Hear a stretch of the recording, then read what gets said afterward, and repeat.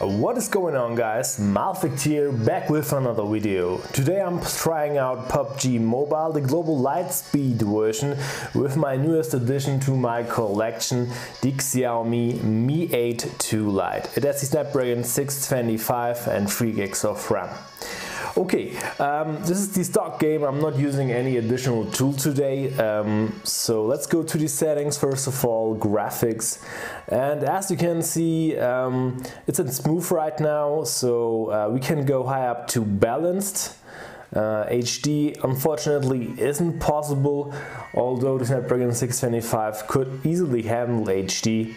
So anyways, let's stick with balance, with medium. Let's go this time with the colorful style. Let's bump the brightness high as possible. And the screen is at the moment normal. Let's stick with that. And also let's disable auto adjust graphics.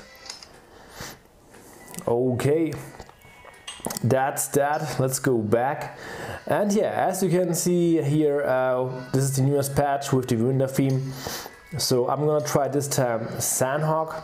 I want to play solo, and without any further ado, let's start the game itself. And as for my newest viewers, guys, don't forget to subscribe and hit the bell, as I'm releasing new videos every day with different devices and different games, so hit the bell to stay tuned. So I did yesterday a unboxing of the Mi 8 II Lite, and yeah, it's overall a great device. We do have already some other choices with the Snapdragon 625 in the Xiaomi department, starting with the Note 4X, Redmi 5 Plus, Redmi S2. Yeah, we do have a lot of options, but for me, I think the best total package is the Mi 8 II right now, especially if you like stock Android. So as mentioned yesterday, the Mi 8 II series do come with Android One, so stock Android, no MIUI at all. So you guys have to know that. And yeah, overall the 4000 milliamperes battery really holds itself up really good, so you can really experience, I don't know, around 14 hours screen on time, which is crazy good. And yeah, the Snapdragon 625 is a quite power saving chip as well, so you can expect long gaming sessions with that. Okay, let's turn off the speakers. Alright, where should we jump out? Let's see. Let's go somewhere at Hot 10. And yeah, sadly, the performance isn't that great, so this video is on 60 FPS. It doesn't really run as fluid as I would love to. Although it's playable, balanced with medium frame rate isn't the greatest option to play PUBG with. You're probably better off sticking to smooth settings with a higher frame rate mode. But overall, it's playable right now.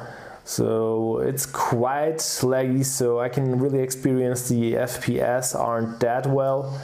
At least it doesn't stay steady 30 FPS. Also, while playing, it's okay-ish. So, like mentioned, this is the stock game itself, nothing else is used. And as I stated on my other videos, I'm not trying to show off any skill whatsoever. A lot of you guys are commenting how noob I am or whatsoever. I'm not trying to play seriously, I'm just trying to show off the capabilities of the devices, nothing else. No 360 headshot killage, whatever is here the purpose. I just want to show you PUBG Mobile, the capabilities with a lot of devices, and this time the Mi 8 II Lite.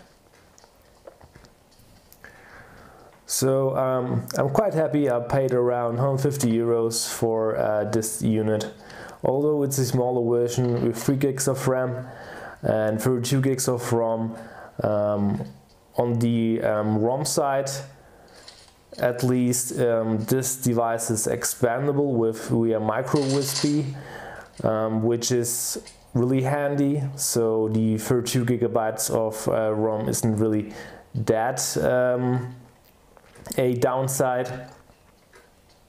And at the same time, 3 gigs of RAM is also quite well enough to enjoy a nice gameplay session without any frame rate droppage. As well, it's possible to stream at the same time, which I tried out earlier on some of my streaming videos. Yeah, overall 3 gigs of RAM is really enough to do all basic stuff. Of course, if you want to do a lot of multitasking at the same time, maybe 4 gigs would be better, but you're absolutely not limited with 3 gigs of RAM. Just to say it here. Also, a lot of you guys are asking me if 3 gigs is enough. Yes, trust me guys, it is enough. I've tried that around a lot, and yeah, I really don't see much of a difference.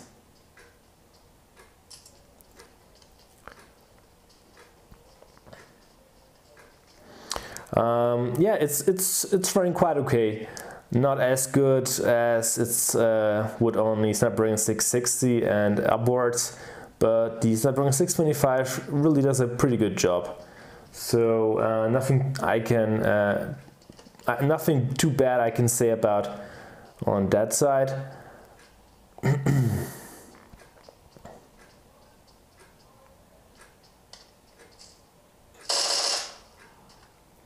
My bad, I still didn't adjusted the screen layout, the control layout, so it happens that I sometimes go to the shooting button.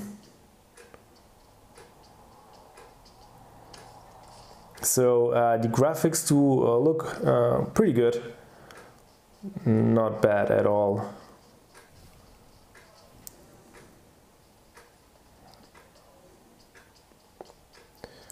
Alright, so I got some stuff with me, and now we should look for a car maybe, so that we can try out the performance while driving around. So this map is foggy, which helps the frame rate actually, so the environment hasn't to load that much. So nice, we found a car here.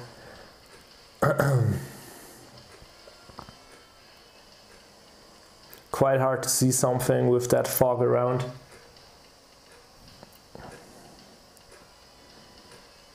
But yeah, the frame rate stays solid overall. So that's pretty good.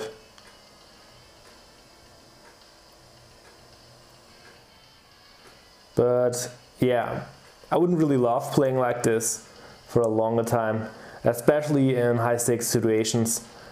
This probably isn't the best choice to play with. I would maybe stick to, I don't know, GFX tool and improve everything.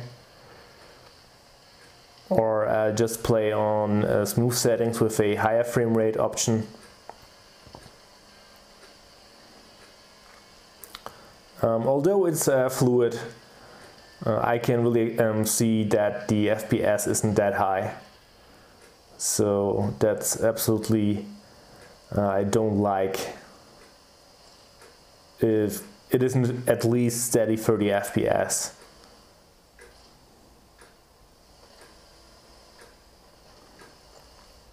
So yeah, I don't know why Xiaomi still limits that here. Even though I'm not really sure if that's Xiaomi's fault or PUBG's fault. Pretty sure the Snapdragon 625 could handle more.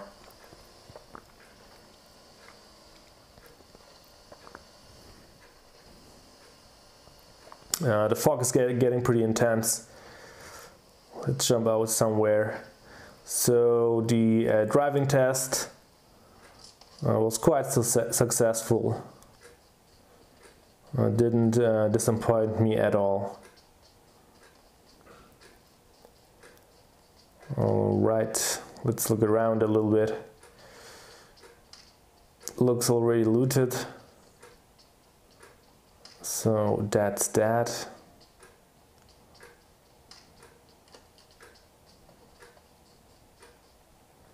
Let's see, do I have a scope with me? Yes, I do. So even while scoped in, the performance doesn't get worse. It stays as it is.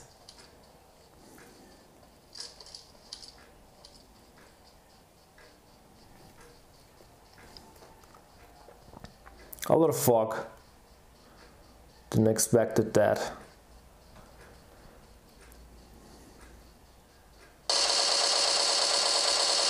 Even though while shooting around, no major frame rate droppage at all.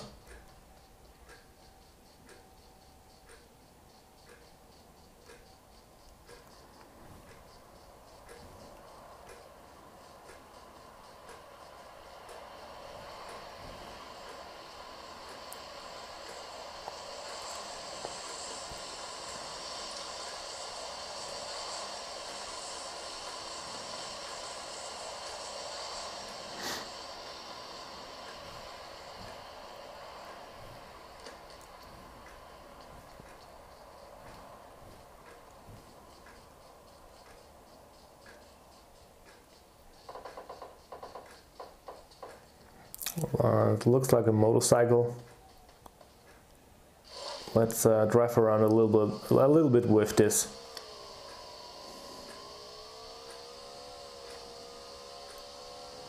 Yeah, the frame rate gets worse while driving around. That's absolutely clear.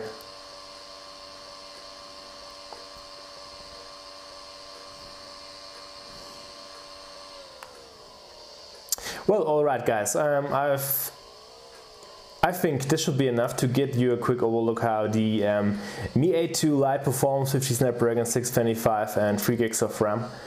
Overall it's quite solid, but I would probably prefer playing on smooth settings with a higher frame rate option, or even taking some additional applications like GFX or BACT to even improve the performance further. But yeah, overall it's nice and playable. You can really expect much more from a budget device like this one. And yeah, if you love stock Android, this is a device absolutely to get into.